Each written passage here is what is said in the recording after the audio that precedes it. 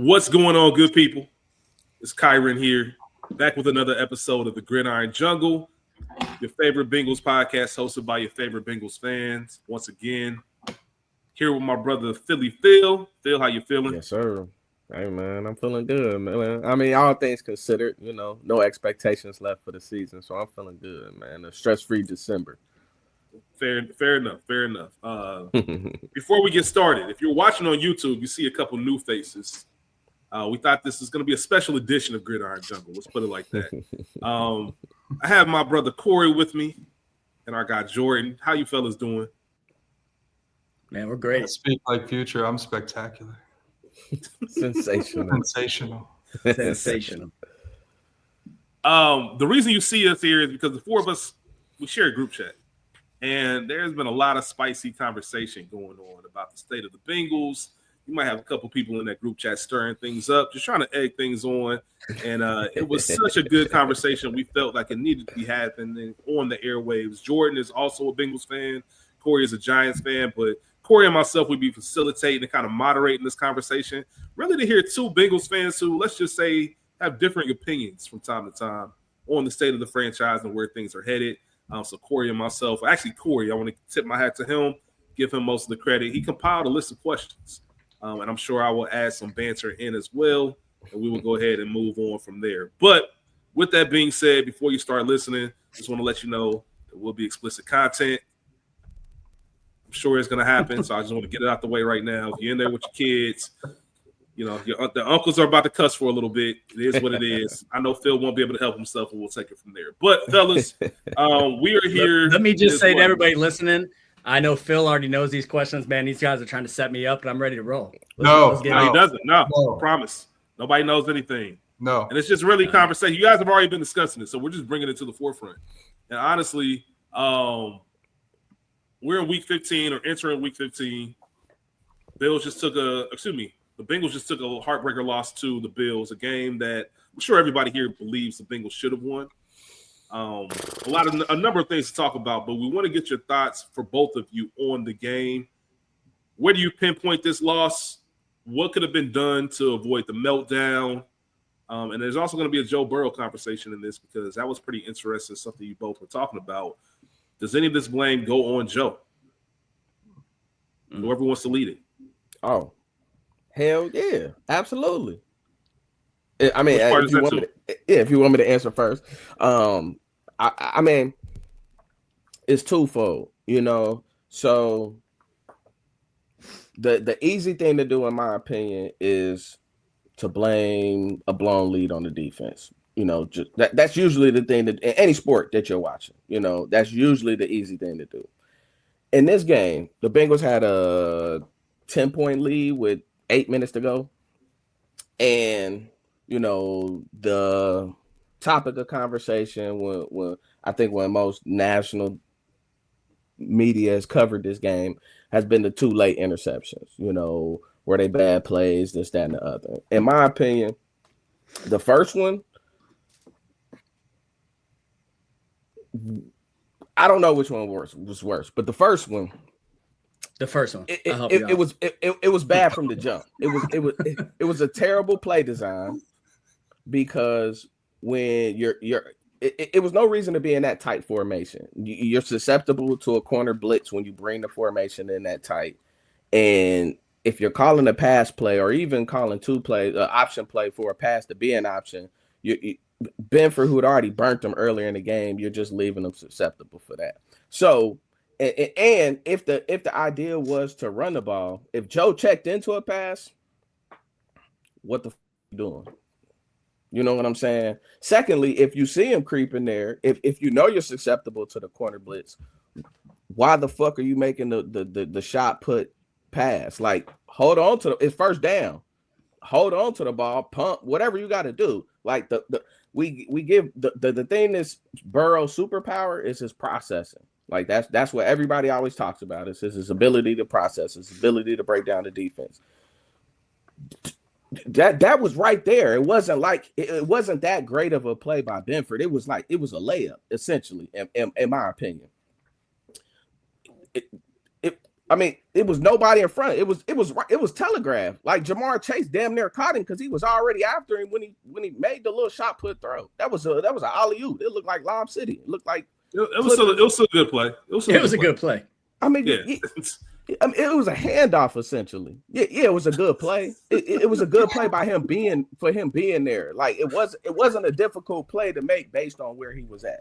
That statement is fair. I'll give you that's what I'm saying. I'm not saying it wasn't a good play. He was in a great position to catch an alley-oop. You know what I'm saying? Like you got to be by the rim. He was by the rim. Great job. The second one, again, we still have the lead after the pick six. Why are you immediately going to that play on first down? And it wasn't like a timing thing. Again, like a deflection is a deflection, but the defender was standing there. He didn't even like it wasn't like he jumped and timed it perfectly and tipped it up in the air. He was literally like this.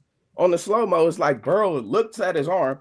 The most accurate quarterback ever in Bengals franchise history threw it right at the dude's arm. Again, you got to make the play. You got to catch the interception. But like to blame that on the defense, to me is crazy. Like they got the ball back on what, the 35, 40? You know what I mean? Like a pick six, and then you get the ball in plus territory. What is the defense really supposed to do? Like I don't know what you expect. Like you know. Right, so let me ask you this. Let me interfere, and I want to hand it over to Jordan here in a second. But if you're saying that means you have to disagree with what's been saying the weeks prior, which are you're giving up 32 plus points, which Bengals scored 34 on Sunday and lost again. I get what you're saying. I get what you're coming from, and this might be a little bit different, but it's another game where the Bengals offense has scored over 32 points and the Bengals have still lost. But the defense didn't. There were some horrendous plays by the defense. Horrible. Oh yeah. But there was also some great plays by the defense. But the defense was, despite like looking just blindly at the score, because all of those points weren't given up by the defense. You know, again, we got a pick six. We got the even if they don't score a touchdown on that second interception, that's an easy 3 from even where they get the ball right off of the interception. Yeah. You know, so I can't put that all on the defense as far as the points. The defense didn't give up 30. Like the defense didn't give up 30. Are we? And like I said, I'm gonna pass this over to you, Jordan. But are we at the point where I was just talking to Korey about this before we started recording, and we were just talking about the difference between college and NFL and the fandom of it generally. And it really is miserable being a Bengals fan. Like, and I say that it's not. There's fun at the beginning of the season and the renewed hope and like everything looks good on paper. Everybody starts 0-0. Like, I don't want to take that away. If somebody might got a cell phone on, I don't want to take that away. But there is something about having these conversations over and over and over and over again. And I'm at the point where like, does this whole defense blew the game or right or wrong? Does it even matter? Like we have so many other issues as an organization as a whole that it's almost like good teams find a way to win that game. I look at the Bills and honestly starting out, and I'm not even saying the Bills are a great team, but starting out, they fumbled twice in the red zone. I think James Cook's got one. We had a couple breaks that we took advantage of and scored on. It looked good. It looked like a typical Bengals game in Buffalo. We're going to go there. We're going to dominate. We're right back on track just like we were last year. However, we didn't find a way to go out there and win that game. Buffalo did. And at some point, that's the difference between this part of the league and the next part of the league. Finding a way to win those games regardless of what your defense does, regardless. And they just found a way to do it. And we're going to have a conversation about the state of the franchise, but it's just frustrating to watch that shit as a fan. Like, we just can never find a way to get those games won. And you can say, yeah, the Super Bowl year and all that, but we got to, like, that Super Bowl hangover, that's just over. Like, that's just done. That window closed. We're in a whole window. And that wasn't because of the offense. No, hell no, it wasn't because of the offense. But, Jordan, I want to get your thoughts on the Bills games. How do you think things went, and what do you see blame, as it says, to Joe Burrow? For first half, I thought on the road, in the snow, bad weather, Joe coming off, a tough injury, came back 3 to 4 weeks prior to probably what most people were thinking. A lot of people were thinking he was going to get shut down for the year. Came out balling. First half, I mean, I think in our group chat, I wrote a message at one point in time. I was like, I don't know if you could play a better first half on the road. And when you watch the game, though, there was just so many opportunities that I think the defense dropped the ball on it. I mean, the offense, I think it's a continuing thing where it forces the offense, and in particular Joe, to just be Superman every game. And if he's not 100% pitch perfect, they just consistently struggle to win games.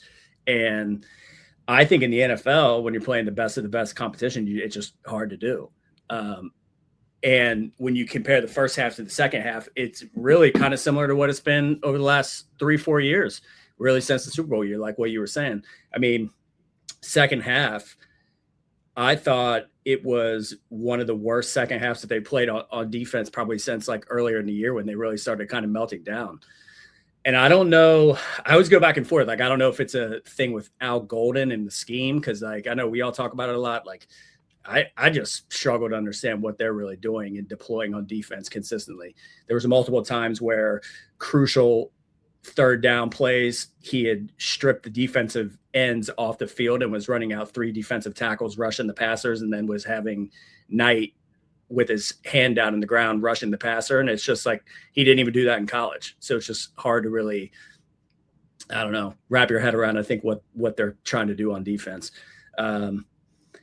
I know people are going to say stuff about Joe and him turning the ball over, having the 2 turnovers. I think the one INT was about as bad, if not the worst play he's probably had in his career in the NFL to date.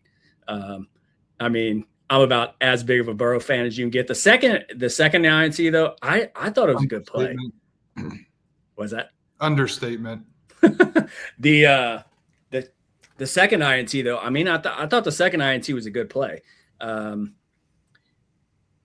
So I don't know. It's tough, but at the end of the day, defense, we had 1 sack. I think the pass rush rate was one of the top 3 worst that we've had all year in a game. I know you have the snow on the field, but still couldn't get pressure on the quarterback at all. Had 2 easy interceptions that we dropped that I think the Bills on both possessions went down and then scored. So it's tough. I think it keeps putting us in a position where if Burrow's not perfect, that he's catching the smoke, and I don't know how you I mean, sustain that. I mean, the defense had 3 sacks. We only gave up 1 sack, but still, that's not enough, especially against a player like Josh Allen. But again, going into that fourth quarter, having a 10-point lead.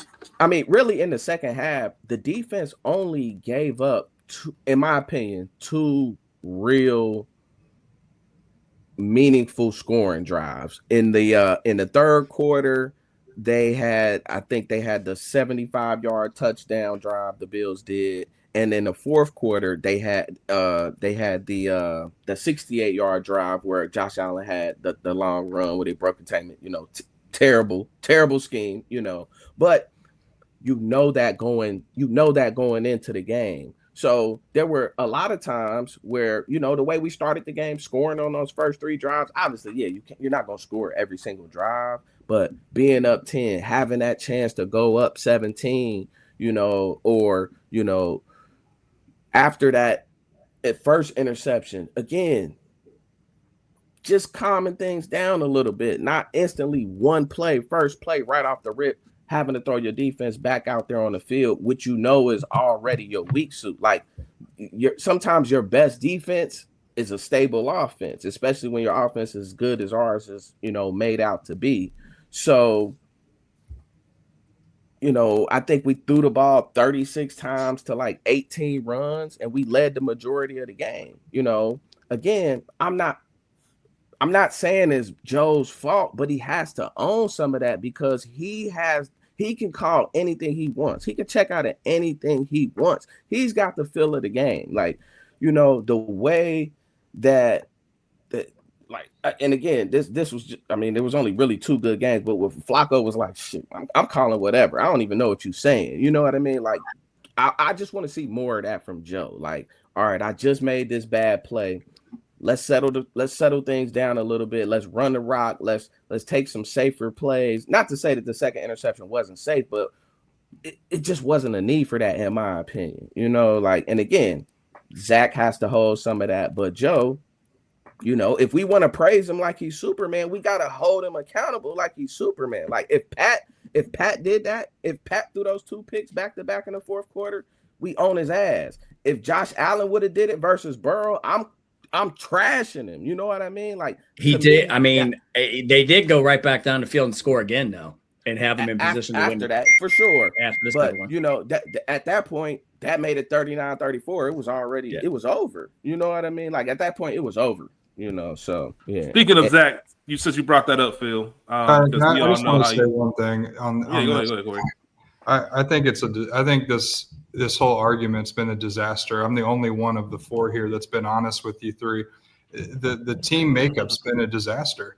I've told you this for 3 or 4 years in a row. I don't think the defense has been there. I thought we'll talk about it later. I think the way they front load these contracts only on one side of the ball, and then they throw an old defensive end all this money. I just think it's ridiculous. And to be fair, I continue to say that you got 10.5 wins over last year, 11 wins over the year before that, 10.5 wins over. They haven't ever done it. And the reason being there's a culture problem there, which is you can't get ahead of yourself. You're in your way constantly. The defense doesn't have a leader. The offense relies on Joe. Joe's the best quarterback in football, 1 or 2, whatever you want to call him. They lean on him nonstop, constantly. He only plays, I think he averages 10 games a year across his career. So when he goes out, you got to lean on somebody else. I don't think it's a problem with one game. This team just doesn't know how to win. And to be honest, I'm a Giants fan. I think the Giants have a better go forward roster. Giants should be 8-5 right now. We've lost 6 games where we've led by 10 points or more in the fourth quarter. I think it's absolutely absurd when they start pinpointing, hey, it's the defense, it's this. This is what you guys wanted. My favorite tweet that went out and all the Instagram posts was they said we couldn't get it done, which was Jamar, Joe, T, Hendrickson. You got them all. And now you're stuck with this. And I just think it's absolutely ridiculous. I hate the makeup of the team. I absolutely do. I look at that defense and I think I told Jordan maybe in a one-off conversation, this might be on paper the worst defense I've ever seen. There's not a single playmaker on this defense outside of Trey Hendrickson. Not a single one. Can you name one? I told you. Knight and Carter. Where? You being for real? That's my point. My dad said the other day, he called me, he said, yeah, I watched the Bengals, man. I wish they would have won. That was a good game. It sucked. They lost. He's like, I just didn't know anybody on the defense. Nor do we. Nor do the announcers. When the announcers go to get the game prep, they got to say Daxton Hill. Oh, he went to Michigan. Oh, Turner. He went to Michigan. I don't even know who these guys are. I just think it's a terrible construct in a terribly run organization in a town that deserves a lot more. I think it's an absolute shit show there. And I think it's going to continue to go downhill, especially with the makeup of this team and the way they got their money, the way they're spending their money. I think it's atrocious. I think it's a disaster, period. I just want to call that out there because no one else is going to say, I think it's a disaster. Hey, I mean, I was letting that's a whole different that like conversation. everything. Yeah. I don't even think anybody disagrees. Yeah. Like I said, I alluded to it when I talked about offense, this, defense, that. Like we aren't built for that, and the organization's been that way. And you're in the worst conference to do the way that you guys are made up. You're in the worst conference, unfortunately, to do it because when healthy, the North is probably you got the best defense when healthy in Cleveland. You got Baltimore and Pittsburgh who always win 9 or 10 games, and you got to win a different way in the North. It's a tough draw for Joe, and it's for a guy that's going to go down as, and a lot of the stuff I say about Joe is tongue in cheek. What Philip said, we'll talk about later. I agree with, but it's a tough draw for me because Joe's going to go down. If Joe's in Kansas City, if Joe's in LA with McVay, if Joe's in, somewhere like Houston that's got a solid defense with suitable weapons, Joe probably is a 3 or 4 time Super Bowl winner. I don't see it here. I just don't. And I'm sorry to say it, but I just really don't. So that's actually the perfect segue, Corey, into let's just gotta get into that conversation.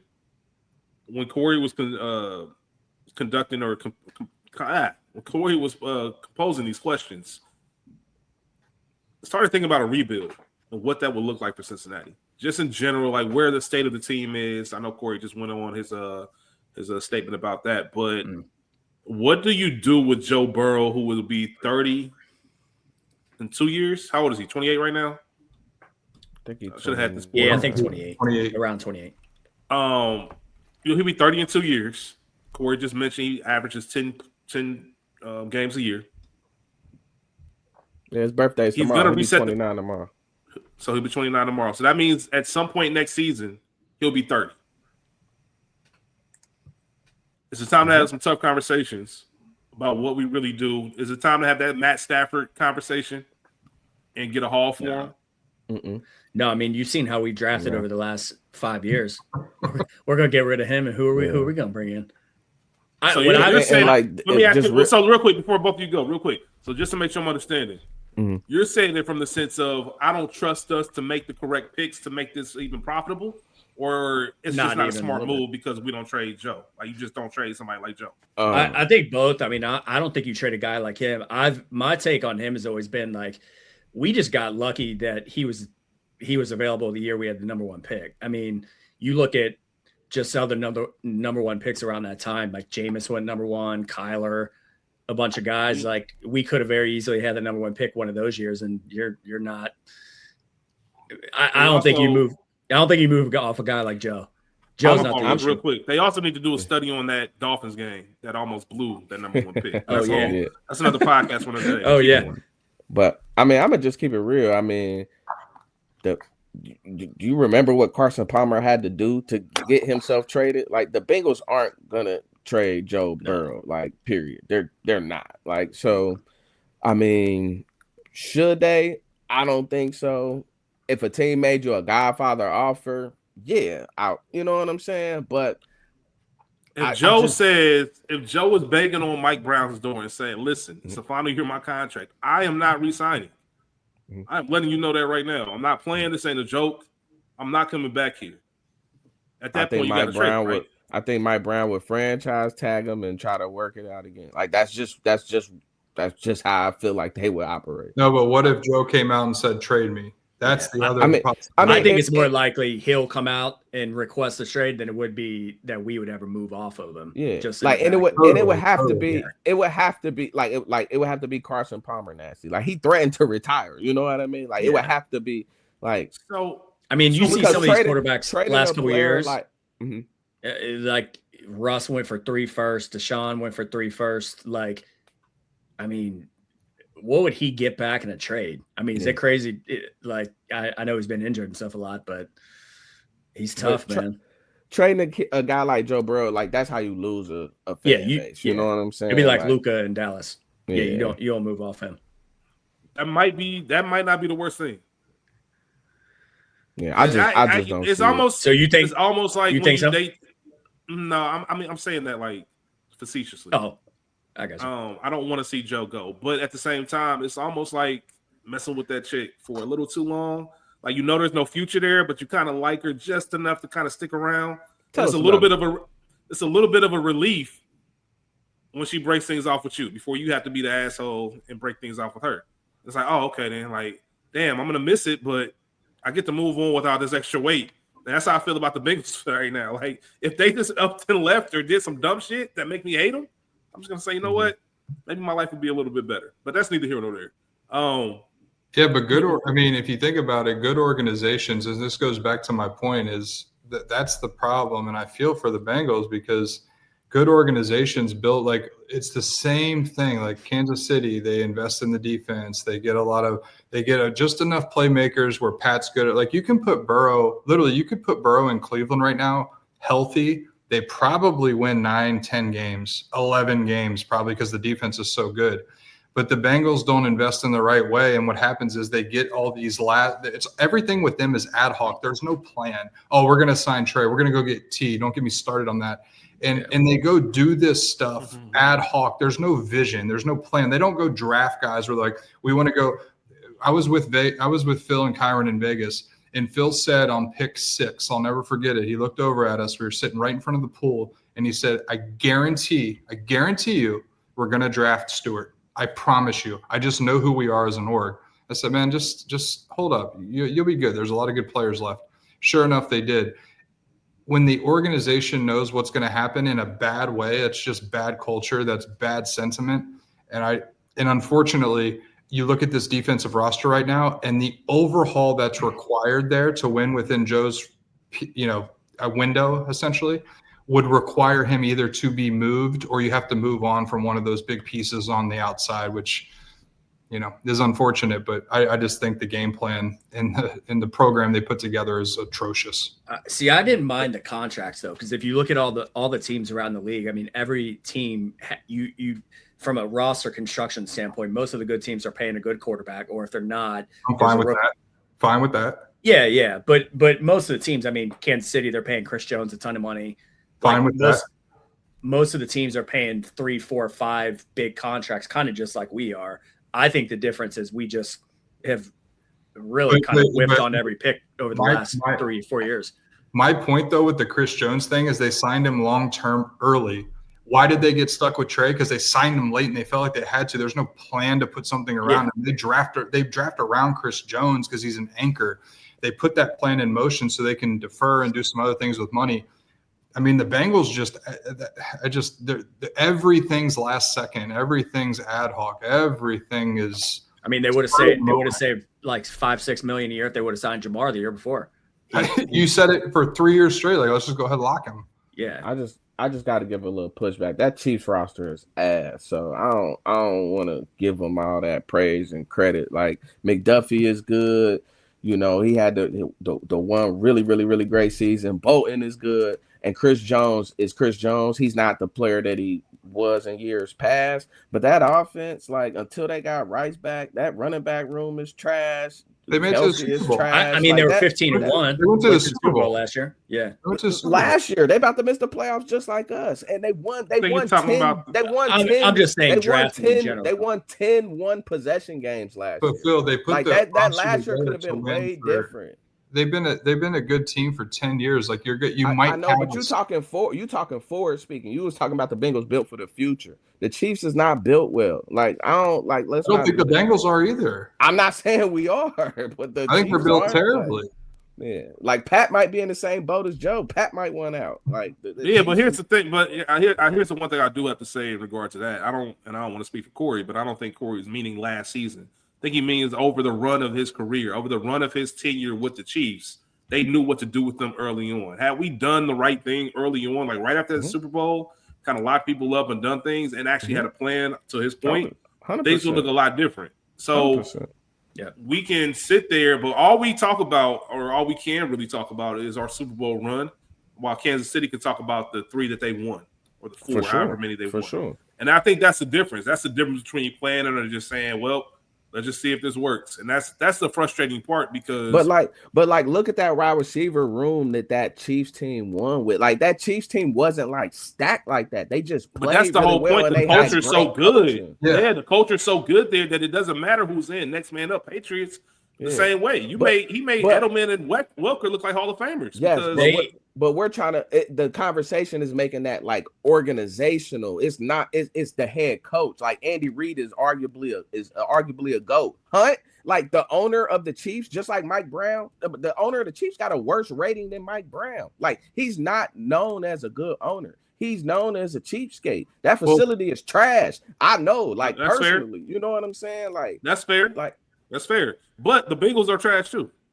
I'm not arguing that, but we trying to, like, don't get me wrong. The outcome, winning the Super Bowl, that's what it's about. But like, praising them for organizational things and like they didn't like that. It's just, I just feel like it's off base. But just hear me. When you get an opportunity to get an all-time cute quarterback, Joe's in that conversation. By the way, they should have never hired Zach Taylor. Yeah, I get it with Zach, but I'm just saying what the organizations did. Like, look at the Patriots before Tom Brady; they weren't great. I mean, if you just look long run with the Patriots and Robert Kraft before he got there, I mean, that organization was a disaster. Chiefs same way, but what changed though? What changed? It wasn't the owner. No, I know, but I'm saying the key theme across all of this was they all had a good quarterback. Tom Brady, the GOAT, Mahomes, the GOAT.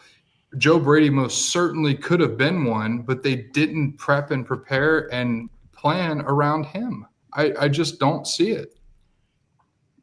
Serious, I just don't. But that defense is. So what do you say? You would move Joe? We're No, two I would. games- I'm saying I would have done stuff differently 5 years ago to make it about Joe. I mean, we're no. I mean, 2 games away from having 2 Super Bowl rings. Like, if those couple bounces, if those games go, I mean, those games were very close. We're like 2 Super Bowl rings right now for the Bengals isn't like that far fetched. Now we're far off from that team 4 years ago, but the way that it's constructed, the way that it's built is not that different. The only thing that's different is they stripped the team of all the leaders: Sam Hubbard, Logan Wilson, We're saying the Joe same Mixon. Yes, but that's All right, so that's a this season thing. That's not So like let me an ask you- ongoing thing. Excuse me. Let me ask you this, Phil. What does that look like for us then? Like those 2 Super Bowls that you're talking about, how do we get there?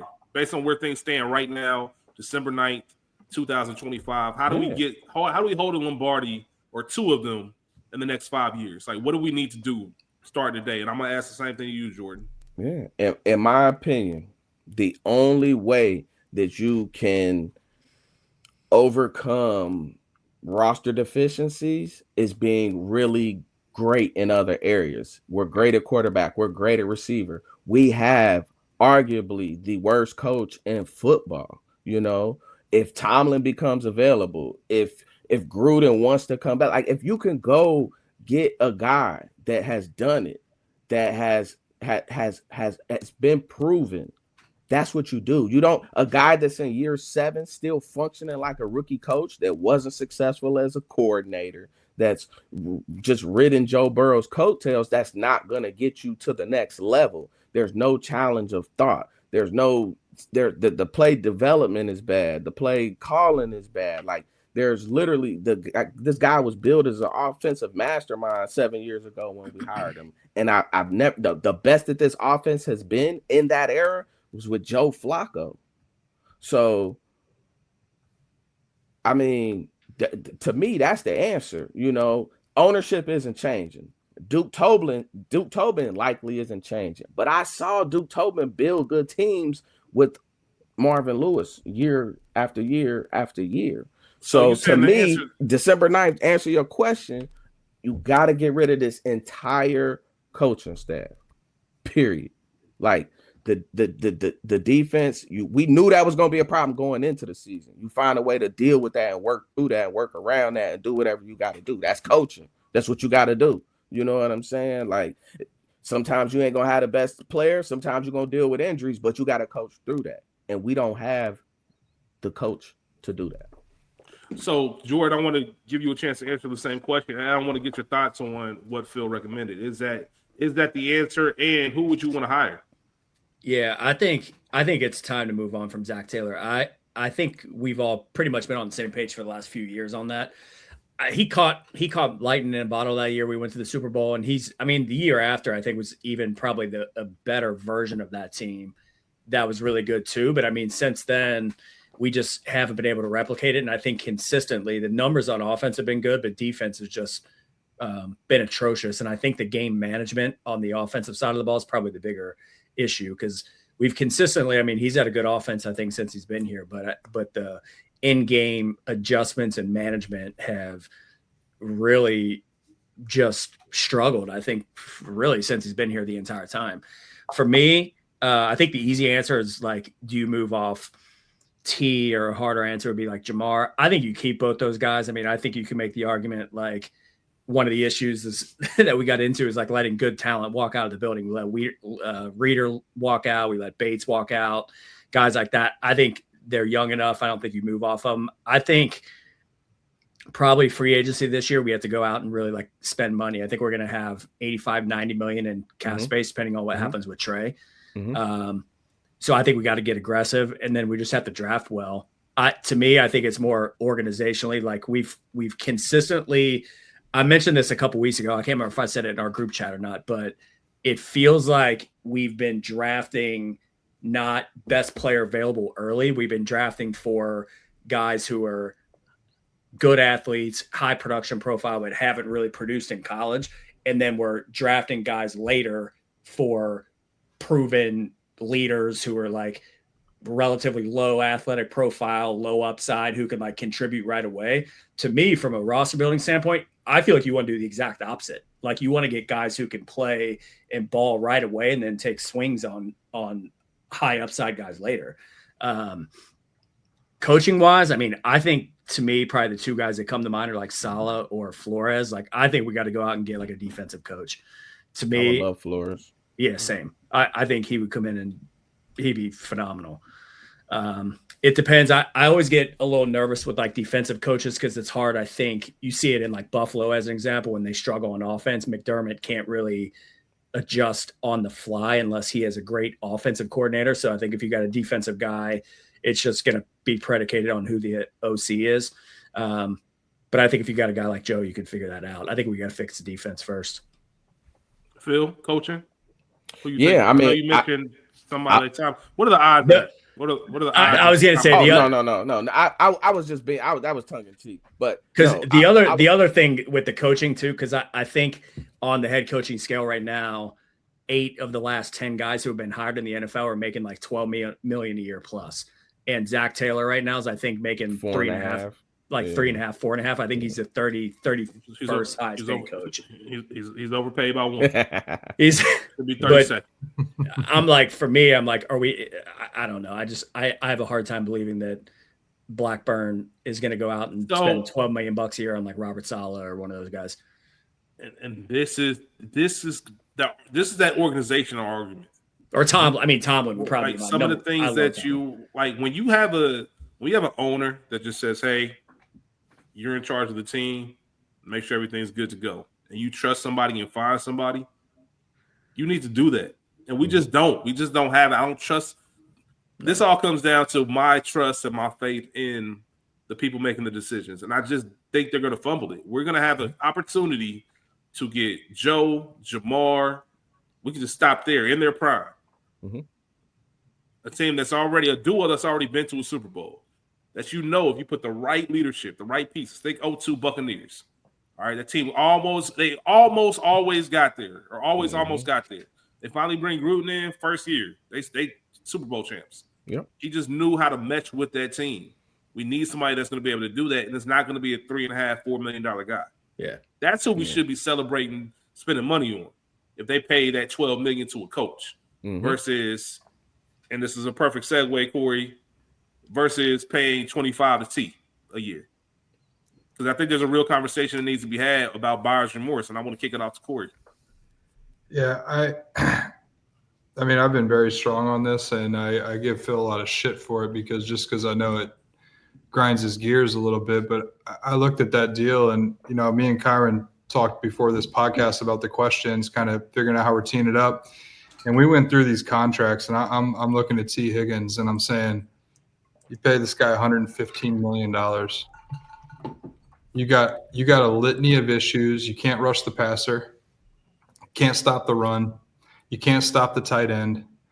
You can't get anything done on the defensive side of the ball, but yet you go throw Joe another weapon that he doesn't need at that cost. I mean, you pay him $150. I'm looking at this right now. You pay him $115 million. You're in the same ballpark as CeeDee Lamb. A number one. What's he making, like 26 this year? He's making 34 a year. T's making 29. So I mean, you don't need it. You look at, he's in the same ballpark as Justin Jefferson. He's in the same ballpark as Garrett Wilson, as Amon-Ra St. Brown, DJ Moore, who had 120 catch season. I don't look at this, and then I look at other guys. I'm looking at Tyreek Hill, who signed his deal before this. He's a little bit older, $90 million. You got Terry McLaurin, 87. I don't see it. And I think it's, T, I always say this to Phil, he's never had a season over 75 catches, not a single season, not one. He doesn't play hold on. He does not give me $115 million vibes as a 2. If he came to New York as 115, I'd be like, yeah, all right, I'll take my bet because he's a baller. On this team, I don't see it. And he's declining. You're going to get about 12 games out of him, maybe 13. These other guys, I mean, I don't see it. And I think it was, and again, it comes back to this ad hoc thing. You could have signed T years ago. You could have signed Jamar years ago. You could have done all of this and locked up and spent another $20 or $30 million on that defense, which I don't even call it defense. I mean, that thing is Swiss fucking cheese. And I just look at it, and I every time that T steps out on that field and I look at his stats, 4 for 60, 3 for 39, misses the third quarter because he stubs his toe. I mean, it's just, to me, it doesn't seem like a fit, but yet everybody doesn't want to get rid of him because he's a wide receiver.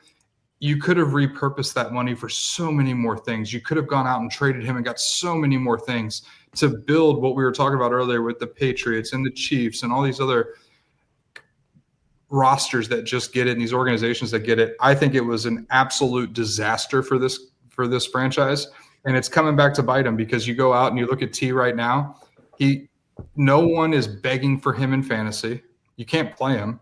So I just look at it, and I thought it was an absolute waste of money for this particular team. And I'm not falling back on that. And every day I wake up, because I know I'm on the right side of this argument, I smile because it's I thought it's $115 million for this guy on this team that needs so much more. It's like hauling boats. Put it this way, you run a marina.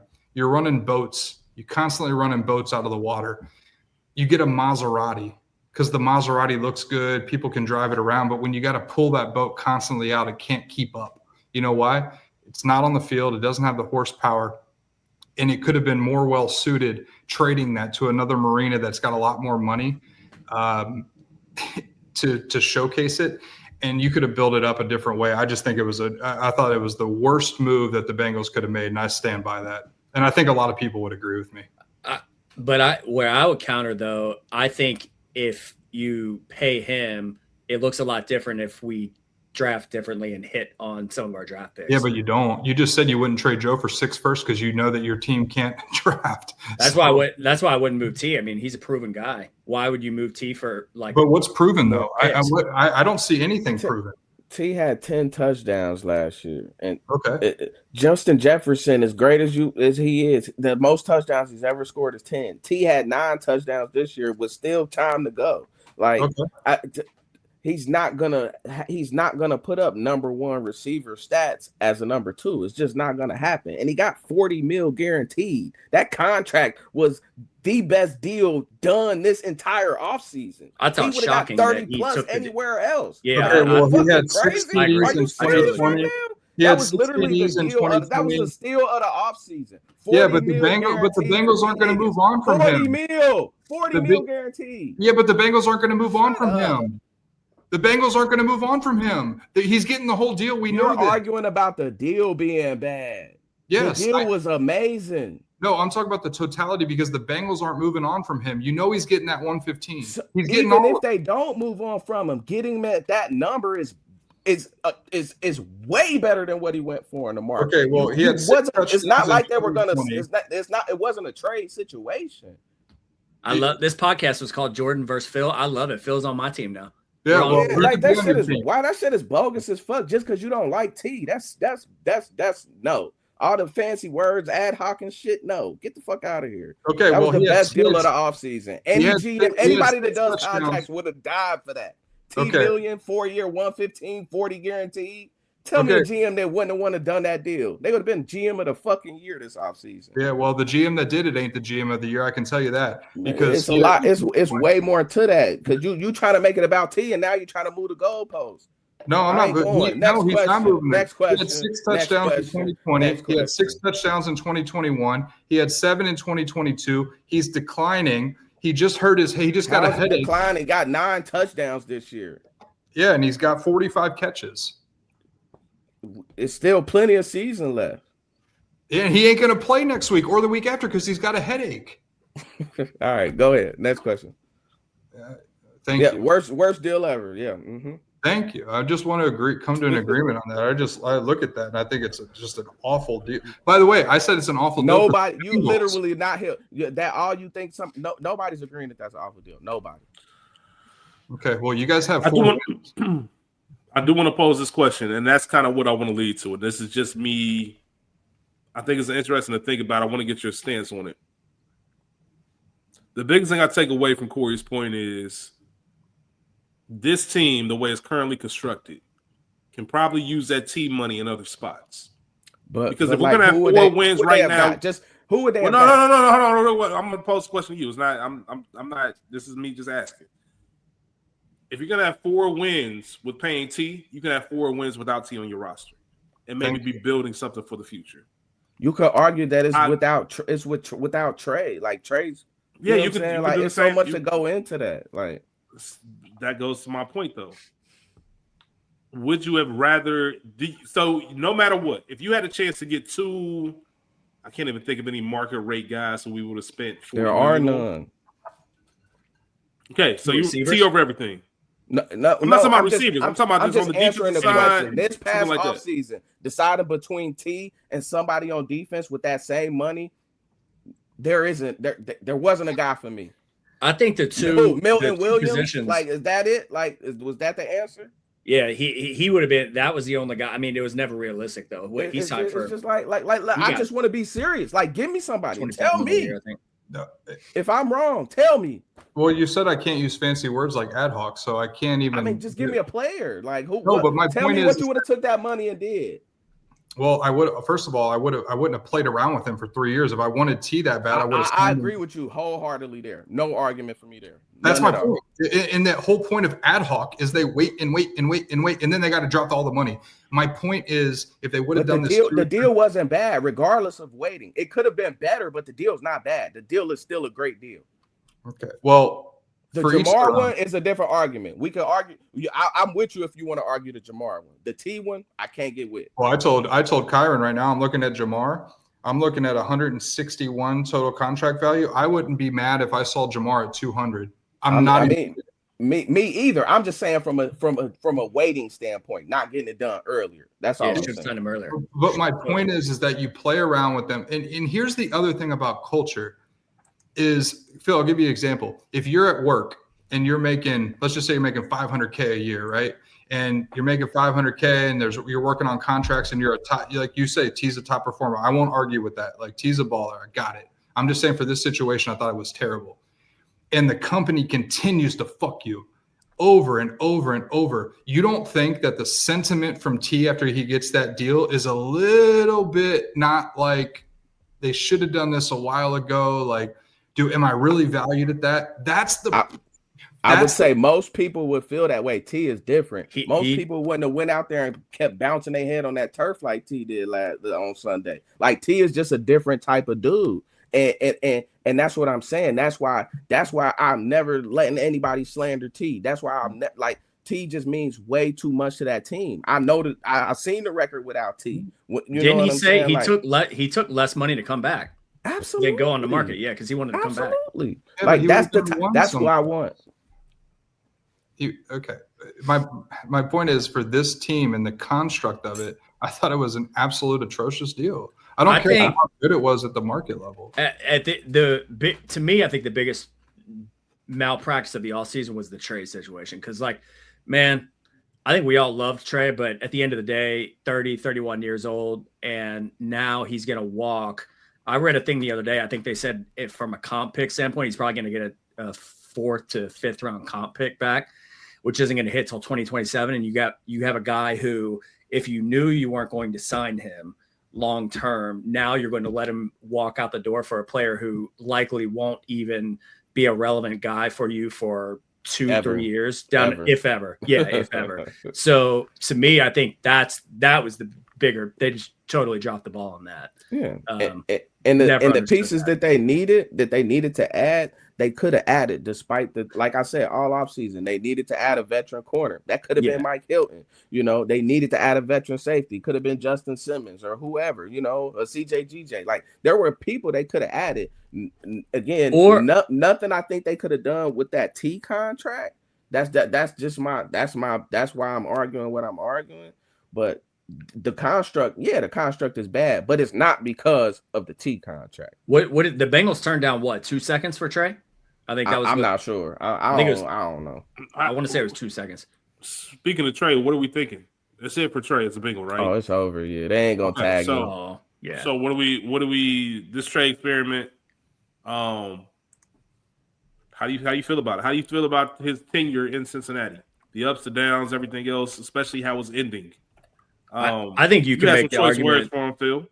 Yeah, Phil don't like him. I think you can make the argument he was maybe Yeah, the best free agent signing that they've probably ever had. I mean, if you look at what they signed him for sure. when he came, he's been to what, 4 Pro Bowls, 2 All Pros, Runner up and defensive player of the year. Sounds runner up about defensive right, player yeah. of the year. Yeah, I mean, he's been unbelievable. Does that change? Does anything change based on how it's ending this last year? For me, I really wish they would have just either moved him or just signed him long term, because I think the middle ground thing of the franchise tag, I think it's just the craziest thing in the NFL. Like, I can never understand it. The players don't want it. The teams typically don't even really want it. I mean, if you look at the guys traditionally who get franchise tag, almost none of them ever play on the tag. It's just kind of like a hold period. So for me, I just never understood the logic of franchising a guy. It was the same feeling I had when we franchised like AJ Green, like 5-6 years ago. Like, why would you not have moved him?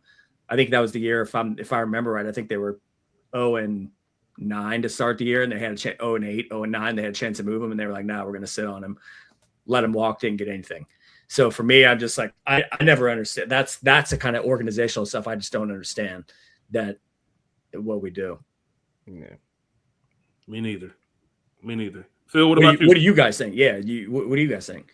Yeah, I mean, I agree with him being the best free agent acquisition ever in franchise history. Unfortunately, I do think the way that it's ending is going to kind of like tarnish or blemish the way that he's viewed and reverend. Like, I don't think it'll be all that honky dory and welcoming, because like he wasn't like a media darling. He didn't really speak much. He didn't really do many interviews until it was this beef with the contract. You know what I mean?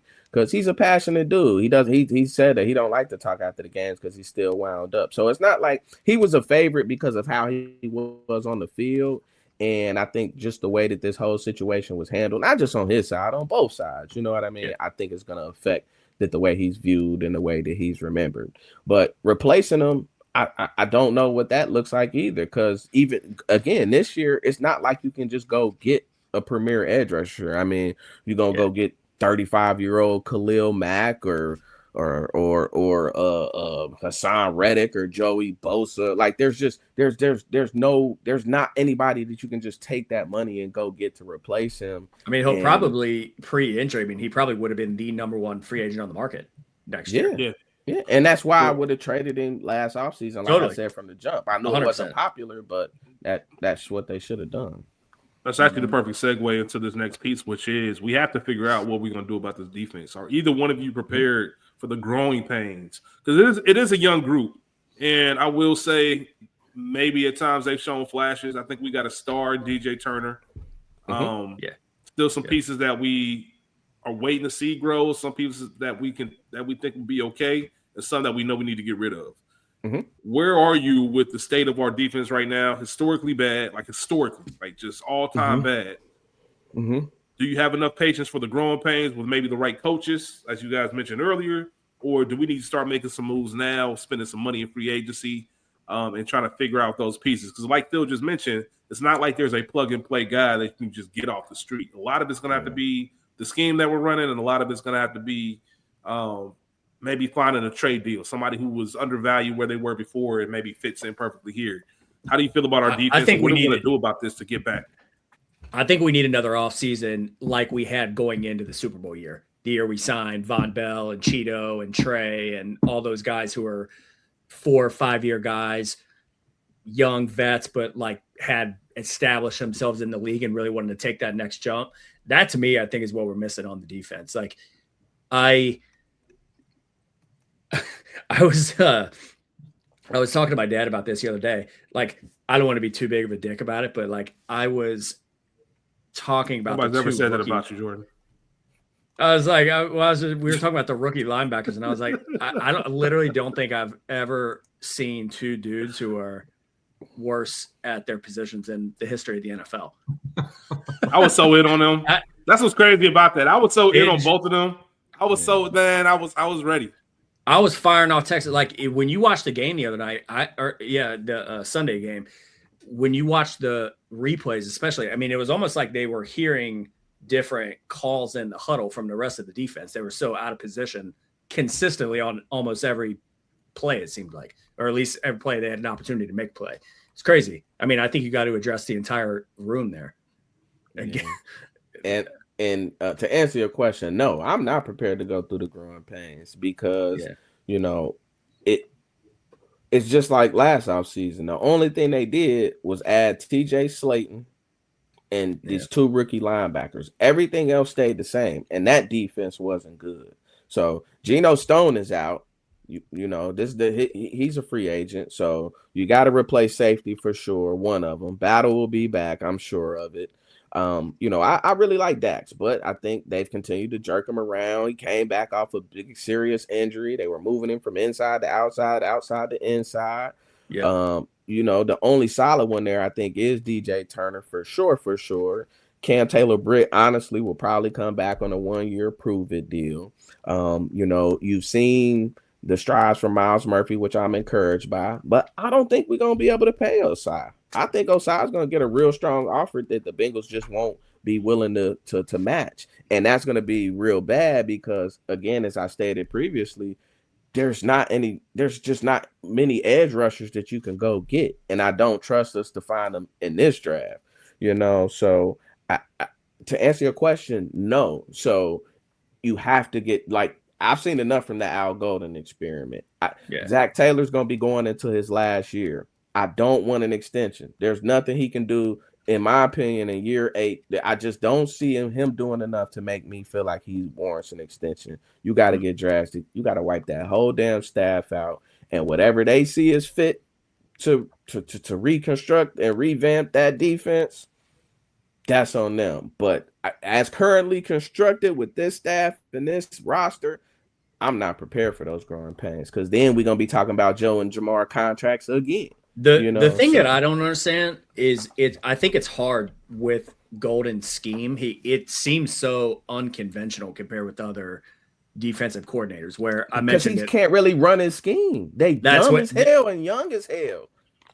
But that's right. Like, I mean, there was 3 third downs when you go back and rewatch the highlights from the game. Like the one, it was the 3rd and I think it was the 3rd and 13 when Josh Allen scrambled to the left and made that play to Gabe Davis. He had 3 D tackles on the field rushing the passer, and then he had Osai dropping back into coverage, covering tight ends. Like Osai, I mean, to me, he's at this point with Trey out, probably the best consistent pass rusher we have on the field. I don't understand how that works on the NFL level. But do you see how bad our backers are in coverage? Like, I don't know what other options he had. Like, he's just got to try stuff. I don't like it. I don't. But like Oren Burks is like probably even worse than Carter and Knight in coverage. Like, I didn't think you could be that bad in coverage. Like, it's awful how bad our linebackers are in coverage.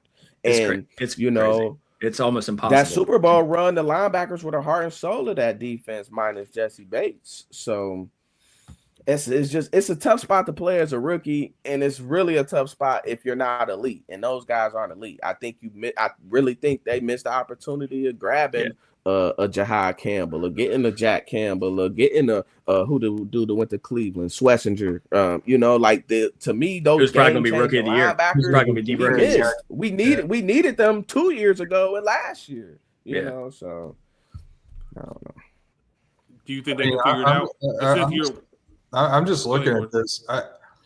You guys have like $70 million in cap spend. I'm looking at just defensive edge rushers, free agents next year. 70 million pre-Trey, right? Yeah. So I think it's no post-Trey. This is post-Trey. 70 million without Trey. You got, think about these edge guys. This is voiding Trey's contract, so 0. 69 million. You got eighth most cap space in the league. Right. You got Trey, who's 31.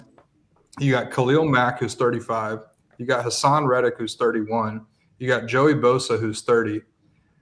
You got Autry, who's 36. You got Leonard Floyd, who's 34. I mean, just because you got 70. I told you they're not there. Like I said with the T deal, like the guys to go get, they just weren't there. I just look at this. I'm like, even with 70 million, maybe you can upgrade. You might throw 15 or 18. Phil, you tell me on some kind of guard tackle combo, I guess. But I don't think anything on the offense you touch. But I'm just thinking about it. You lose Trey, you lose all your pass rush. Shamar is going to get you 2 or 3 tackles for loss a year. I mean, I'm looking at this and I'm saying, what? Just because you got the money, you got to have people available. What are you going to do? You're going to score 40 every game, and then everyone's going to have the same conversation next year when you lose 9 because Joe wasn't perfect. Again, that's why I say you got to get rid of Zach. Like, as great as Burrow is, like, I don't feel like he's making strides. I don't feel like we're seeing like him necessarily, do things differently or, take a different approach or, it's the same Burrow that we've known and loved. Not that that's a bad thing, but like, that's what everybody hated about Marvin Lewis. It was just the same thing over and over and over and over and over. And that's where we are. So like, keep that same energy is how I feel. Jordan, you're pretty good. And I totally agree. Jordan, you're pretty good with the draft stuff. I would love to understand the hit rate of these first round edge rushers that are outside of the top 5. I mean, I'm dealing with Abdul Carter. I mean, he's watching porno and he's doing the same stuff I am. Addiction is real, man. Yeah, and I'm looking at the interior line. Like, you got TJ Reader, who's 32. He's coming off a $12 million deal. You got Daquan Jones, who's 34, who's coming off a $10 million deal. You got John Franklin Myers, who's $8 million. He's 30 years old. He's coming off an $8 million deal. Even if you just go load up on set, there's nothing to load up on. Yeah, I'm telling you. What do you spend the $70 million on? That's why I'm just confused on, even with the salary cap, what do you go get? So can you lay off of the T deal?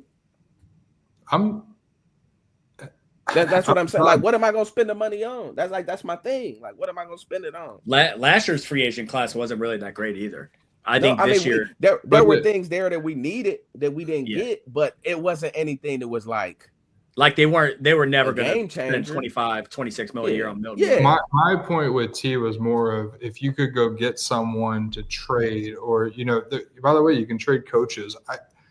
We'd probably have to pay though, I'm just, where do you? I'm looking at even linebacker. I'm looking at linebacker free agent. Yeah, you got Levante David, 36, Bobby Wagner, 36, Demario Davis, 37, Kenneth Murray. Okay, so you guys could get Kenneth Murray, who's actually, I think, a beast. He's 27.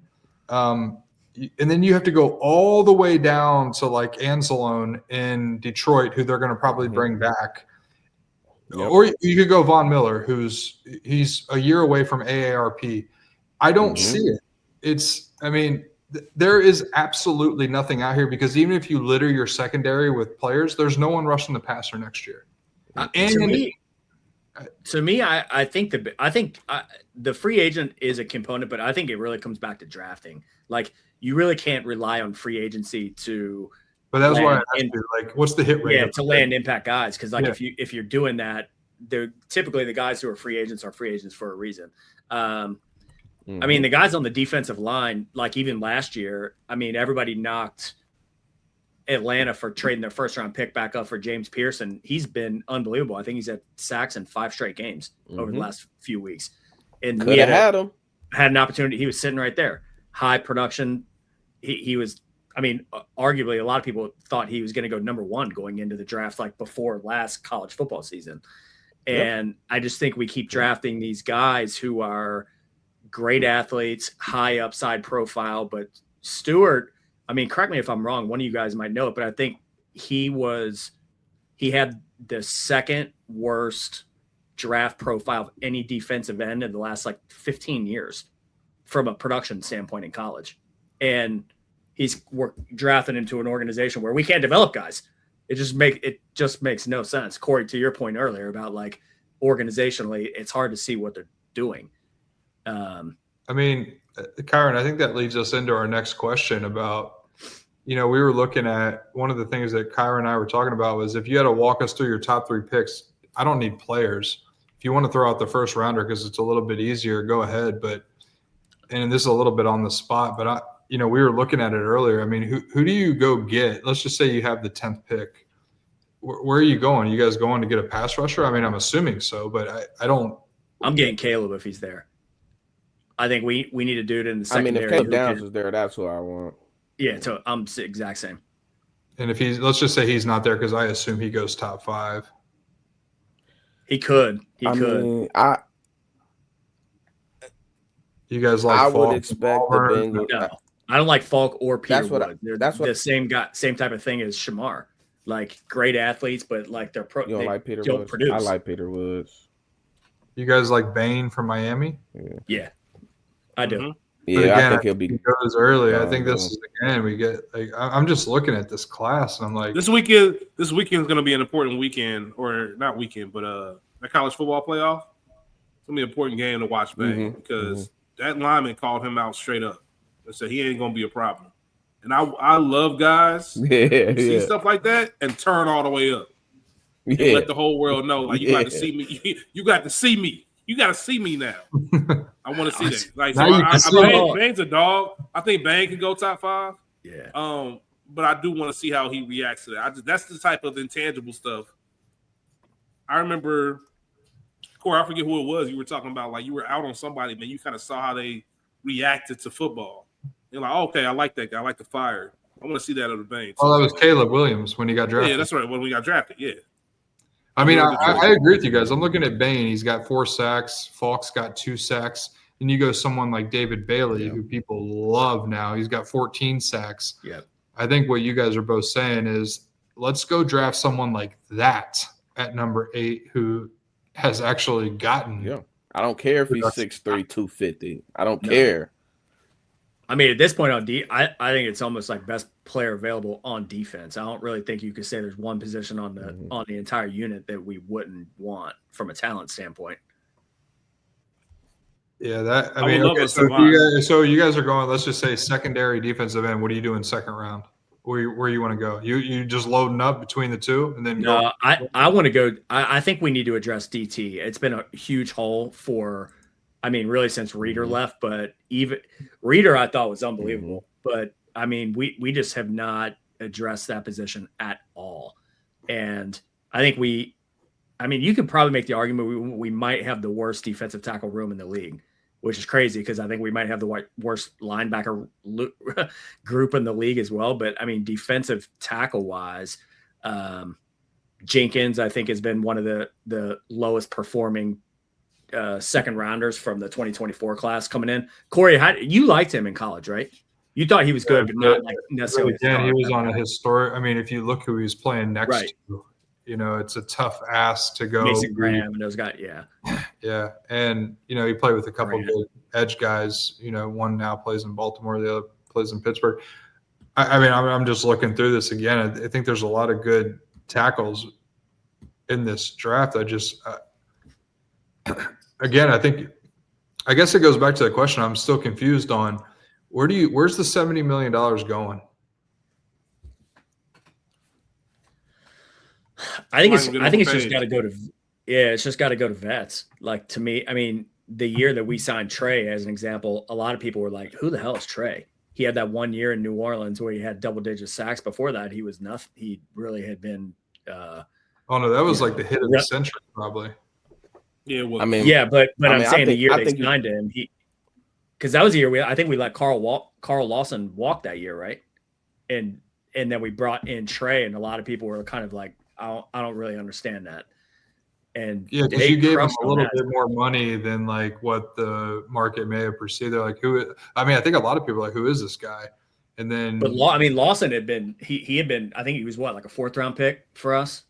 Had been pretty productive. Had multiple double-digit sack years here, and then we let him walk and brought in Trey.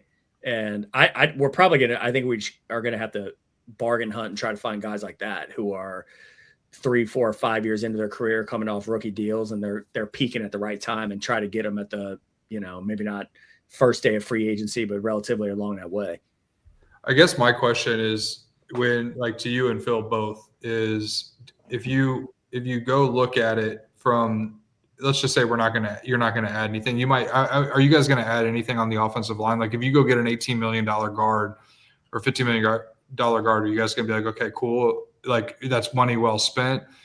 Or is it going to be like, cool, we're going to use, let's just say $60 million on some veteran plug and play guys that we know can, hold their own. They can be leadership guys. They can be locker room.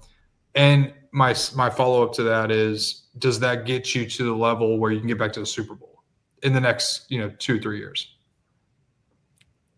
I mean, I think the only thing we need on the offensive side is a swing tackle. I think that's I don't see them spending $15 million on a guard. I think the offensive line is fine. I mean, I think they've given up they've been great the last 3-4 weeks. Past 5 games or something like that. Like, so the offensive line, I think they figured it out. I would love to bring Risner back. I would bring Risner back, but I think they need a left tackle of the future because Orlando Brown Jr., like his time is coming. Yep. But I don't see them spending money on the offensive side. I think everything is going to go on the defensive side. I don't know if that's trying to get a Charles Aminu or trying to get a Tier Tart or trying to bring back Larry Ogunjobi or something like that. But again, like I said, you got to replace safety. I don't know if that's a Jalen Thompson, if that's trying to get a Kyle Duggar away from Pittsburgh, if that's trying to get Byard away from the Bears. Like, I don't know what that looks like, but we need somebody on the back end. Like, yeah, Jalen, a battle can't be our better safety. And us be a successful defense, in my opinion. And I don't think it's the best thing, but a Wagner or somebody like that can maybe you can get something out of Barrett or Knight. I think I don't like Knight. I don't see him getting to a second contract. He's already old and slow, and I just don't see it. Not slow. He just got bad feet. But it's going to get spent on the defense. I don't know what that looks like. If those players hit, like Jordan said, they got to somehow, luckily, like the fact that they hit on Hilton, Cheeto, Von Bell, like that was real rare, but that's the type of offseason they would need to have a quick turnaround on defense. And I think they're just going to have to take as many stabs at it as they can. Like, I don't see them spending any money on the offense. Oh, the other thing, I see them probably doing the DJ Turner extension. That's the only place I can see a big chunk of money like spent. 24, 25 probably. Yeah, something like that. Okay. Yeah, Osai. I feel like I would rather not give money to Osai. I know he's had a pretty good stretch, but he's been pretty inconsistent his whole career. I would be almost in the camp of letting him walk. I still think we need to. I was looking up a couple guys. I'm trying to find. There's a guy, a defensive tackle from Baltimore, and I'm blanking on his name, but I know he's going to be up in free agency this year, and they're dropping a decent amount of money on their defensive line. I feel like he could be. I don't know. They signed Matabuke last year. I don't know. Who exactly. Oh, maybe Draymond Jones. I think he a DN. No, yeah, it's Jones. I don't think that's his first name, though. But it is Jones. That's exactly who I'm talking about. Yeah, Daquan Jones is in Buffalo. No, Draymond, not Draymond Jones. Oh, Draymond. I don't see anybody for Baltimore. Baltimore here.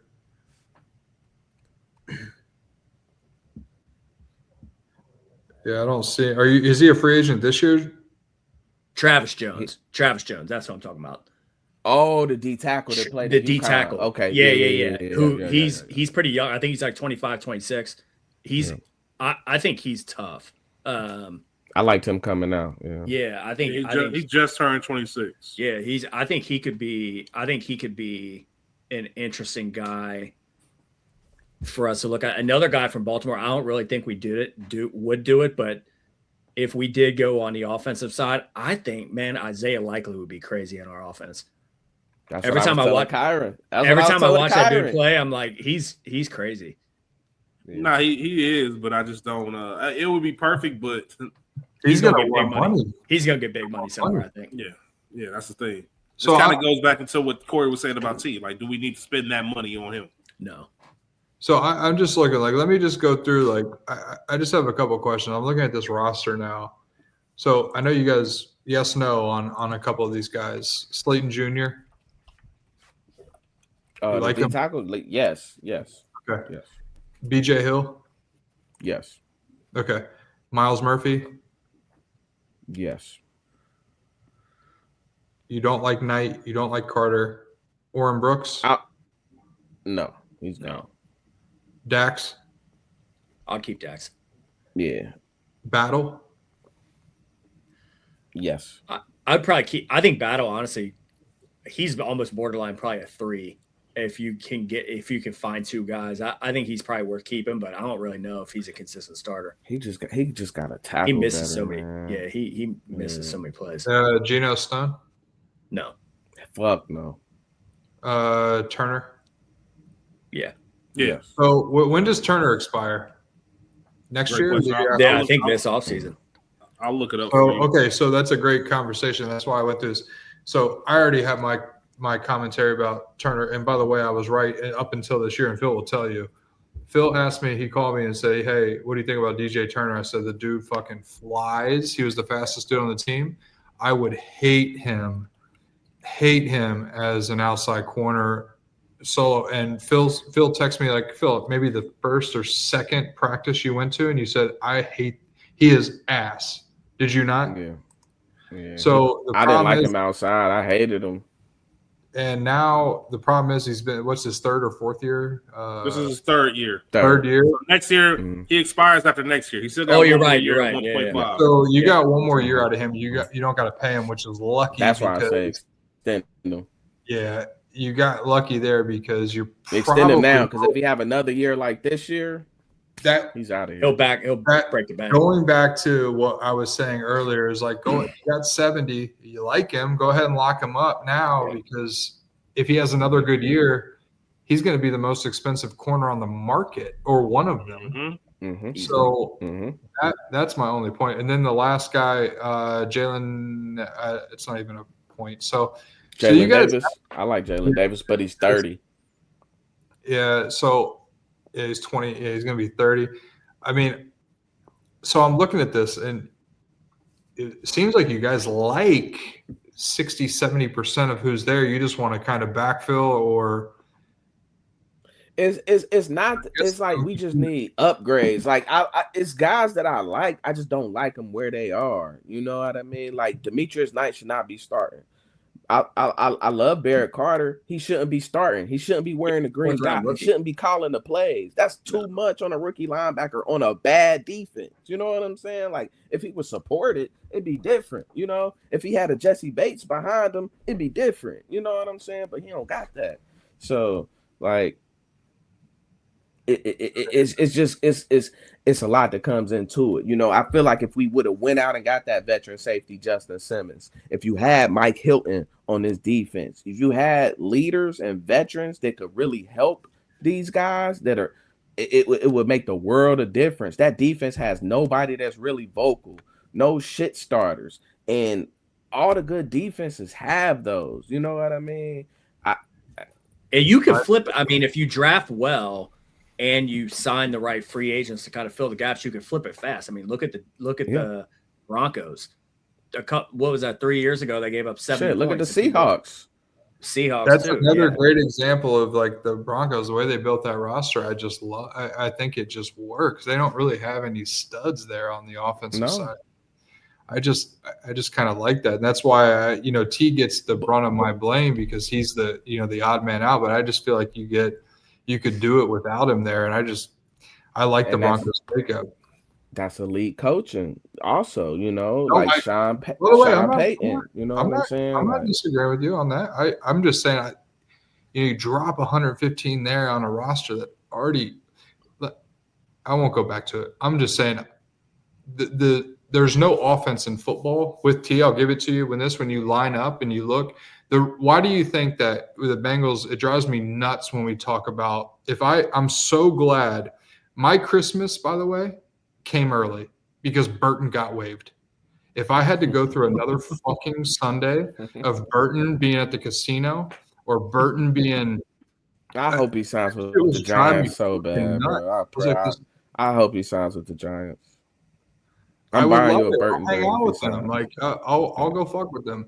My point was, it was like, why are we talking about him? You guys got a Hall of Famer in Chase. You got a Hall of Famer in Burrow. Like, the fuck we talking about? My point But being, that's but if again, I watch these games, I'm at these games.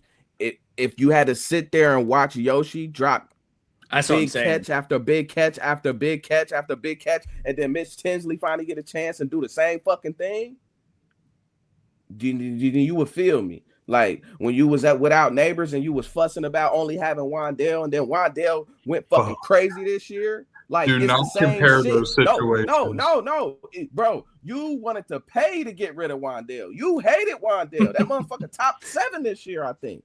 So Yeah, like it can, when you have opportunities, when you put in a good position, like things can really change. Like, and like Joe went out of his way to talk about Jermaine Burton plenty of times. Zach Taylor was the most excited I ever seen somebody be when they drafted him. So for you to not to do what you need to do to help this player, like, I get he got to be accountable, he got to be an adult, but you knew he had fucking problems when you drafted him. You think you're gonna fix him on his own? It don't work like that.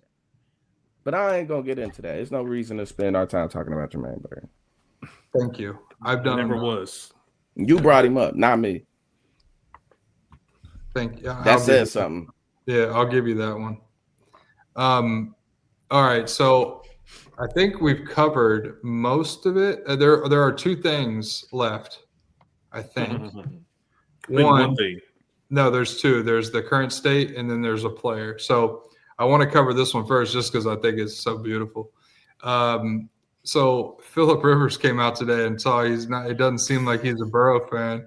Thoughts, reactions about that clip? I just was wondering. I saw. Was that real? You said something about Burrow? Yeah, he was on a tangent today. I thought the news was just that he came out of retirement. No, there was a Is there couple something more about Joe? things, but Phil, maybe I'll start with you because I think you agree with Philip. You almost made me drop the F-bomb, but nah, man, I'm sick of Phillip Rivers already, and he just now coming back. You know, he want to hate on Burrow. He mad because of how he dressed. Bro, you wear cowboy hats and fucking spurs around your neck as a tie. Like, bro, get out of here. I don't want to hear you talking about nobody's fashion, and you don't like Joe Burrow because of what he wear, because of his hair. Bro, you sound crazy. Like, get out of the here. bolo tie? No, the bolo tie. That's what I was trying to think of. I hate the bolo tie. He throw all of them, put them on the back of his shoe, fucking spur on his neck. He looked crazy. Want to talk about Joe? Man, get out of here. Now, don't get me wrong. I don't like the way Joe dressed either, but you don't like him because he don't dress well. Like, come on, man. That's not how a quarterback dresses, man. Look at Matt Stafford. Look at Peyton Manning. Look at him. Look at Josh Allen. He just mad. He ain't got no swag. Josh he ain't got Allen. no aura. He aura farming. That's what he doing. Shout out to the young kids, man. That is what he's George, doing. you got Side note, how is Phillip Rivers legit going to play quarterback? Man, he gonna break his fibula too. He gonna be like, he couldn't Daniel move Jones. like 6 years ago when he retired. He's gonna be 44 and he hasn't thrown a ball in like 6 years. Bro, like is he really gonna? 3,000 days. Do y'all really think he's gonna take a snap? He's gonna start. No, I think he'll end up getting a couple starts for sure. Yeah, That's insane. why would you sign him? Like, what's the point? Well, he's I on don't the think they practice have anybody squad. else. He's on the practice squad right now. He's on practice. Which I know is like customary, but I'm just like, I mean, you damn, gotta y'all really do gonna that. start him? Yeah, I'm trying to think because they're starting Riley Leonard. Yeah, right. The dude Leonard. from Notre Dame. Trash. But They're then throwing their season away. Whoa! I got him on my I don't taxi care. squad. Relax. You gonna play him? you got him on taxi squad. Who is their backup though? I don't even know because Richardson. Riley Leonard. No, I'm saying, but Anthony who Richardson. is Leonard's backup though? Richardson. Oh, I got you. He's back officially. I think so, right? I thought he started for the year. I thought he was out on the IR still. That's why they're signing. Oh, I Phillip Rivers. Because of his that eye he or was. something like that. Richardson just so bad that they're just signing Rivers anyway. There was a tweet that I was laughing at with Kareem last weekend where someone had tweeted. They said, when he got that eye injury this year with that ban at practice, They said Anthony Richardson is out because he broke something in his eye, and someone tweeted, "Nah, I think that was last year." And and Riley Leonard is injured too. He's questionable. Yeah, But they got that's Brett. fine. They got Brett. They got Brett. They're about Rippon, to they're about to have Jonathan Taylor's running Wildcat every play back there. They got Brett Might be a Rippon, who was bad on the play. Bengals practice squad earlier this year. Yeah. Kyron, the last one that we got, me and you are going to take. I'll start it, which is go ahead and tee it up. Yeah, it's an argument that we all had, and I was maybe a little bit more passionate about this, but I see it tumbling. A lot of it has to do with the refs. I think a lot of it has to do with the commissioner. I think he's a disaster. Current state of the NFL. I mean, how do you fix the problem that they have at hand? I mean, I'm looking at this schedule. I looked at it with Kieran. This is the lineup. We're in week 15, 14 of the league. These are important games in fantasy. There's a lot of money. I mean, me, Kieran, and Phil are in a $4,000 pot league. Jordan, I know you're in a couple of big dynasty leagues that pay out a lot. I'm just going to go through this lineup of games and see if this gets you excited, because I don't have a hard on for any of this. You got Thursday night. You got Atlanta and Tampa Bay. Miss. Woo! NFC South. That's I need Baker to go crazy. Yeah, exactly. Yeah, we'll get to that. Then you got Cleveland and Chicago. What a beauty. And you go to Baltimore and Cincinnati. I kind of actually like Caleb versus Shador. That's like kind of cool. It's got, you know what I'm saying? That's a good defense to going against Caleb. Like, I ain't mad at that. All right. Well, Tennessee scored 31 last week. You got Baltimore and Cincinnati. I'll give you that game just because it's an in division, and it actually still means something because both teams are alive. You got the Chargers and the Chiefs, fire. You got Buffalo and New England, fire.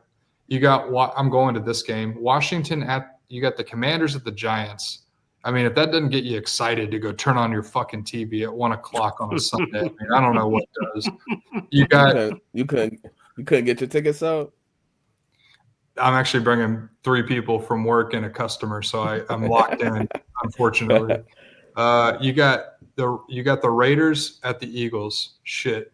You got the Jets, at the Jags, shit. More shit. You got the Cardinals at the Texans, shit. More shit. You got Green Bay at you got the Packers at the Broncos, fire. That's gonna be good. You got the Lions at the Rams, fire.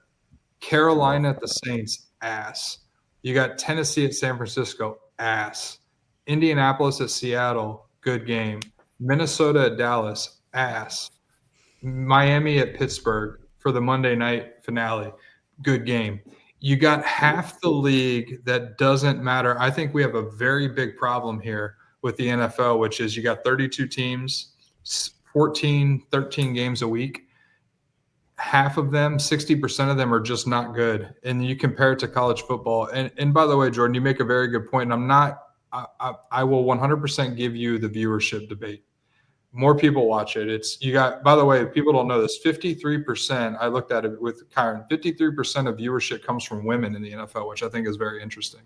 Very big on the women's side. You don't think they scout too? What you mean? I think a lot of them are taken after that Colts owner. I think that's why she went to. I feel like that can't be right. I was telling Kieran, Jordan, I 100% hear your argument on viewership. The NFL is the most watched. I mean, it's the best opportunity in the entire. And by the way, I didn't even realize it was for nonprofit. I didn't even realize that until like a month ago that it's a nonprofit organization.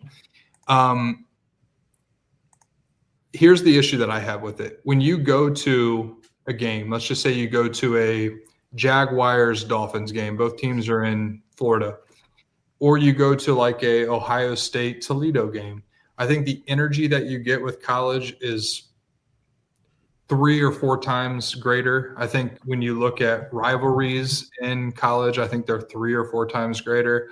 When you look at fandom, I think it's quite often 3 or 4 times greater.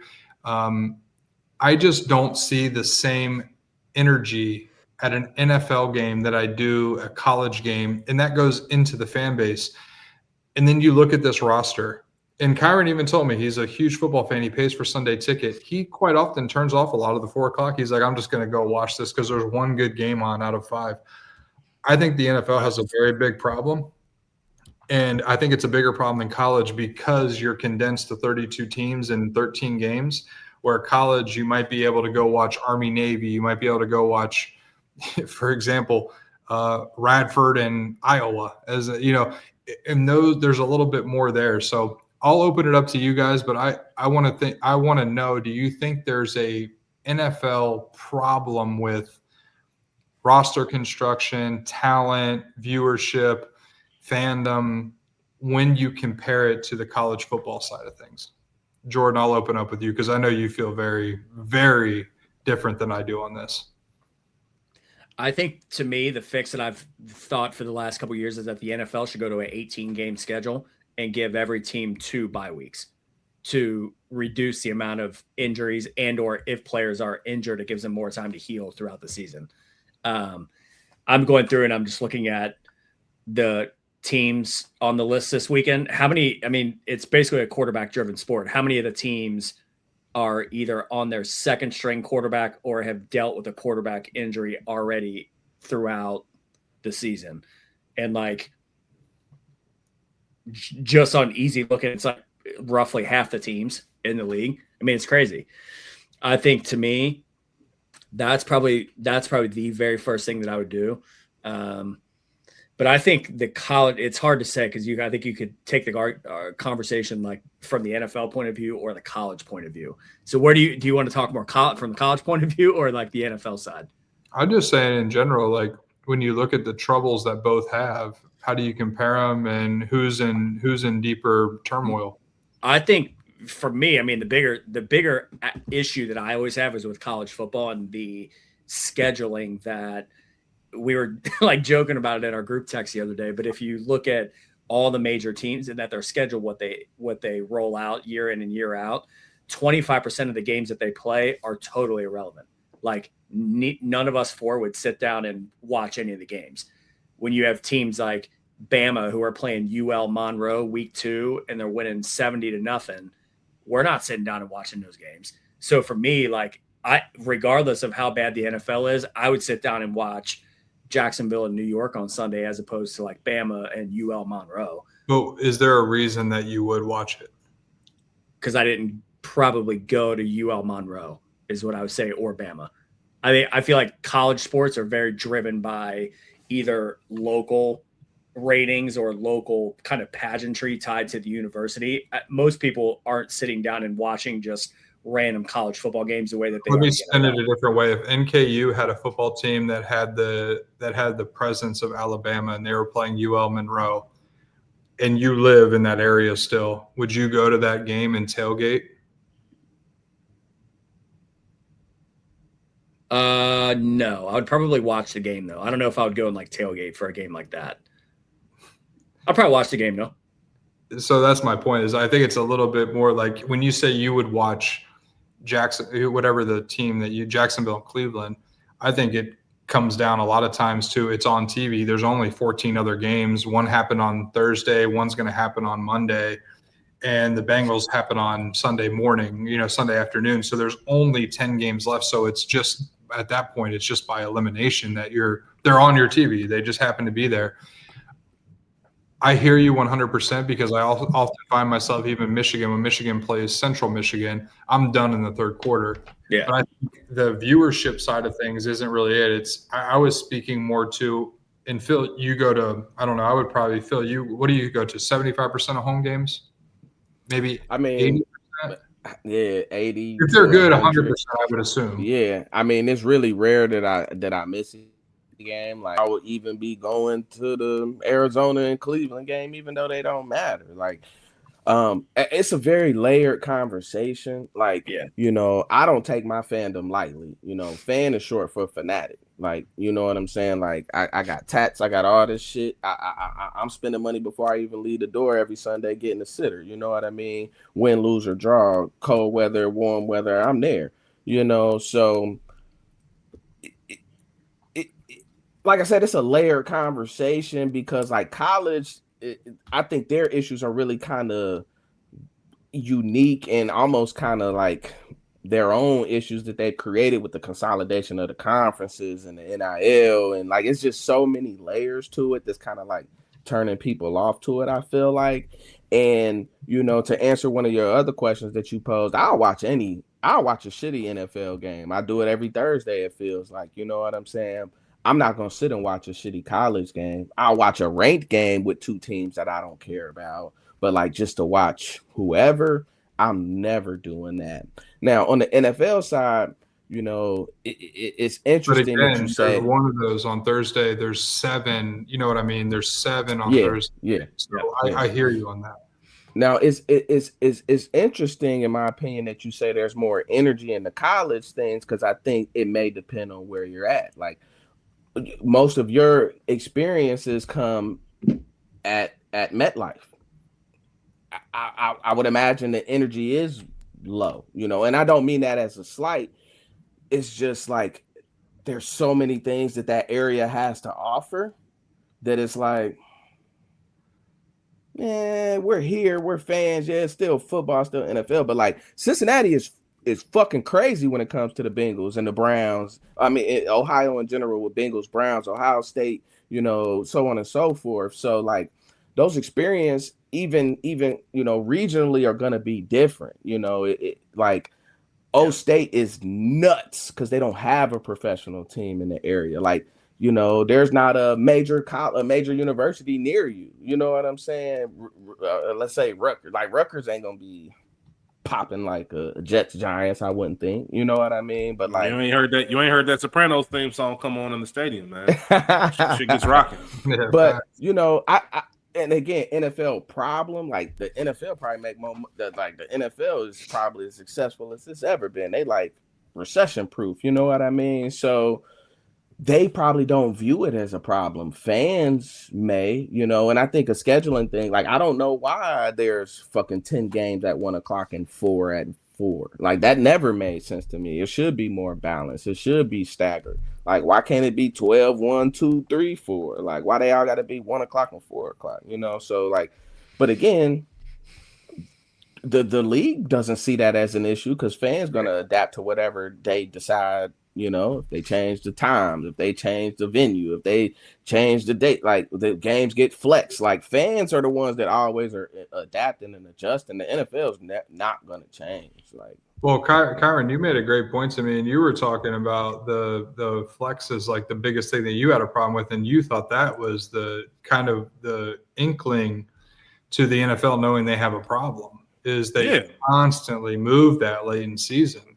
Constantly moving these flex, and it's not new. Obviously, this isn't the first year for it, but we got news, and this isn't like a big time. It wasn't even a prime time game. The Bengals Bills was scheduled for 4:25, but weeks ago we got moved to 1:00 because the Miami game got flexed. It's not Miami game. That was my next point. Like that, which happens next Sunday, the 21st, Sunday night. It got flexed from prime time Sunday night, so I'm sure it's going to be a 1:00 game now. It's just one of those things where you shouldn't be flexing.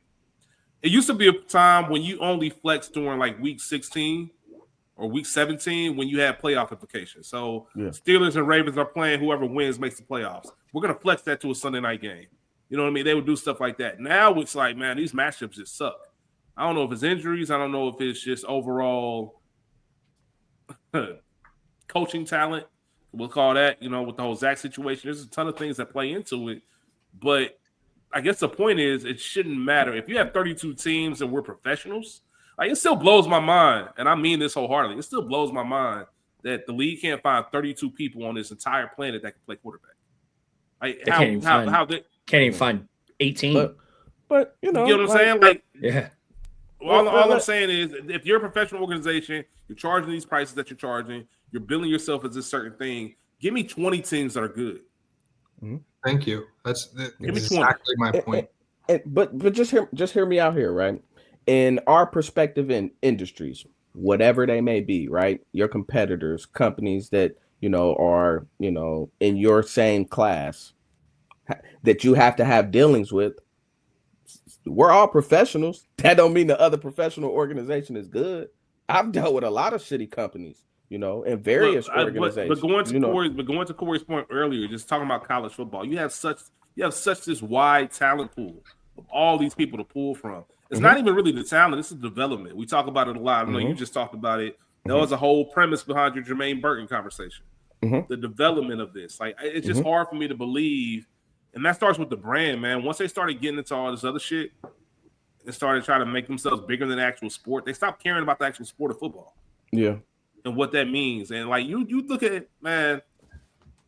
You look back at the 80s and the 90s, and you look at the coaches and just the themes, and just everything was the shield. They always talk about the shield. The shield was more important than anything. She just got away from that. And I'm not even trying to be funny because I don't know if he was trolling. I don't know what that was about. But that has something to do with what what's his name? Phillip Rivers was just talking about. Like, it shouldn't be about attention on me, eyes on me. I know he's the whole go play slot receiver, whatever the case that may be, but people used to tune in to people like Troy Aikman, Joe Montana, all these guys, because they were just here to play ball. Nobody really cared about brand deals. Nobody cared. And I'm not saying that shit didn't exist. I don't want to put it like that. But there does seem to be a different type of aura that took place in different periods, and it's lost that. It's definitely more of the entertainment side versus we're here to play ball. Let's here for football, the love of the game. You get that every now and then. Maybe it's difficult because of the physicality and the rule changes. I don't know. But it's not in a great spot. It's football just isn't fun right now. I don't know if that's with me being a Bengals fan or just I'm not as amped as maybe I'm getting older. Who knows? I just don't wake up with the same fire because I don't feel like I'm going to get anything that's worthwhile. We've had some great years. We had some great routes, even Bengals, Chiefs, and all this other shit. But if we just talking about professional sports, the NFL is the best in my opinion.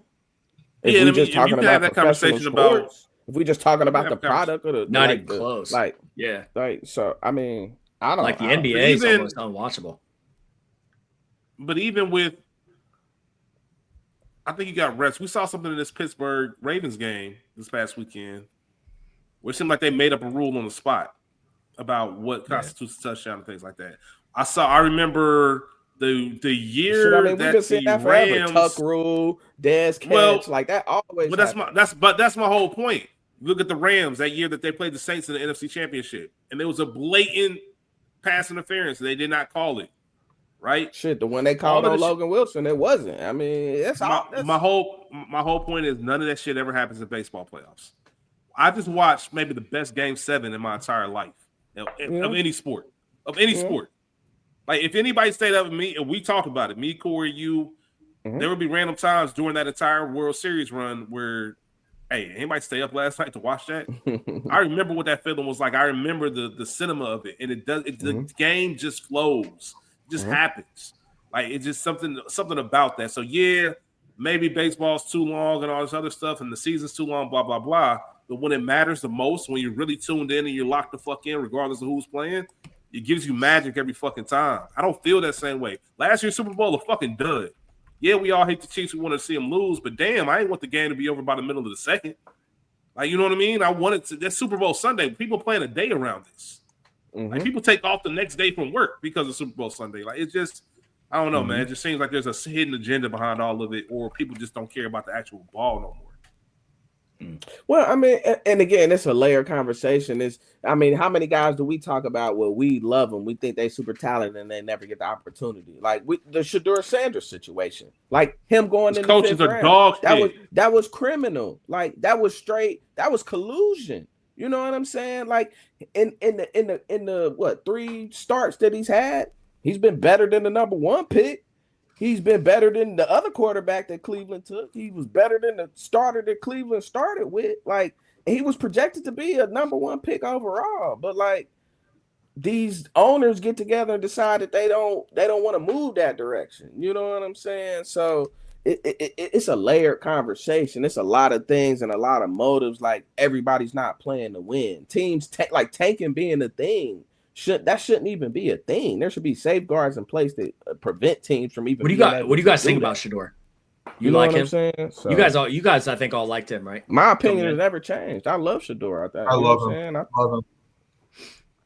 I mean, he just threw for 370 and had 4 touchdowns in his third game as a starter, or second game as a starter, third game playing. He's insane. My only beef that's ever been with Shedeur is just holding on to the ball too long, just trying to do too much at times, you know. It's wild, man. All right. I think that's a good Hold on, way I to wrap got up. one the last conversation. thing. I go want ahead. everybody's opinion. December 9th at 10:30 Eastern. Who's everybody's? I want to go last here because I don't want everybody's backlash. Super Bowl champ, Kyron. I'm just looking at you. I'm going to start with you. Who you picking to win it? LA Rams. All right, Jordan. Bengals. We about to run the table and get in. I like the Rams too. All right. I've been thinking about this for a couple. I'm going Packers. I think Green Bay. I think they got a real. I good think they're shot. hot. I think If I had to pick a dark horse, I would say Houston. yeah, I will say this Houston to Corey's also. point, not to cut you off, but real quick before you continue. They do give me they remind me a lot of those 2010 Packers. If anybody remembers that year when they won, when they beat Wild Pittsburgh in card. the Super Bowl, they just got hot at the right time, had to win their last game to get in. I know this team is Who, in a the much better Texans or the position. Packers? No, the Packers. The Packers. You're saying the Packers? Yeah. Yeah. The Packers. I know they're in a better position than that team was. That team they were desperate and had to really. It was like Bengals last year. You got to win them all and then go from there. But just the way they're playing, when you catch heat like this, and we're going to week 15, 16, 17, and you go from there, it's gonna be tough. Yeah, Because I mean, I'm a. Go ahead. You Philip. said what, Corey? No, No, go ahead.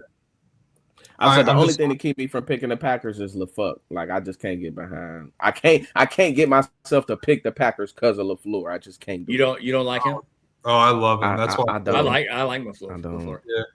I heard. I I love him was in Cincy. listening to a radio show, and they it was a Falcons radio show. I was coming back from DC, and I was just listening randomly to it's like an hour show, and there were rumors that because he had been on the Falcons staff before, and Atlanta loved him. Yeah. And they said, hey, if the Packers don't win or get to the playoffs, they're going to look to ship him, and the Falcons would immediately replace. And they thought he'd be a great fit. And I was like, man, I would love. I think like LaFleur in Cincinnati would absolutely. I would love him in Cincinnati. Yeah.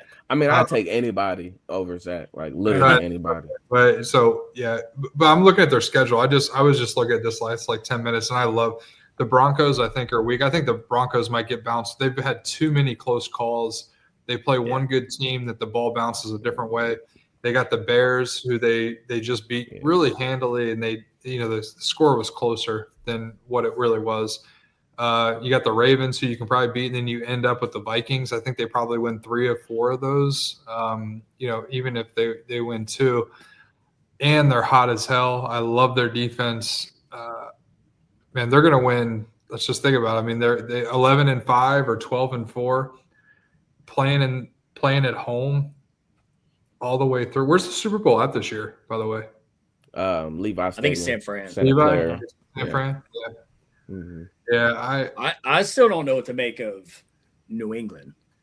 I feel like at some point your record's your record. I know they're not playing a ton of great teams, but they kind of, speaking of teams that kind of remind you, they kind of remind me of the Bengals the year we went to the Super Bowl. They're young. they're kind of like not scared. They just kind of play. Yeah, you don't know what you don't know. I don't know. They still the AFC's wide open too. Yeah. I can see what you're saying. I feel like it's South? You said what? Who do you think wins the NFC South? Do you think the Bucks take it, or do you like the Panthers? Because the Panthers at home are like incredible. They look like two different Hurricanes. They do. Bryce looks good when he's at home, man. He's yeah. I think the Bucks though.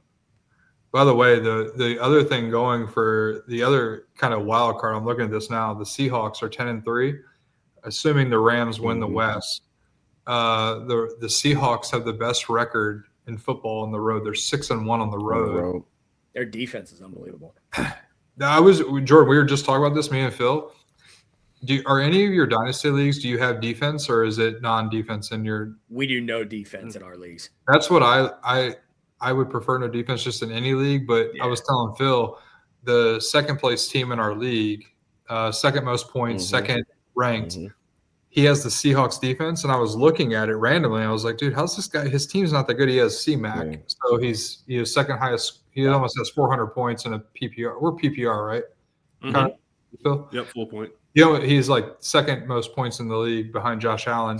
And then he's got the Seahawks defense, which has scored like 140 points, and the next closest defense has scored like 130. I'm maybe inflating a little bit, but I was like, dude, a good defense he's probably in my highest scoring defense was the Commanders, and it's like number 27, and they've scored like 60. So he's got another 100 points essentially on just defense, which I think is wild.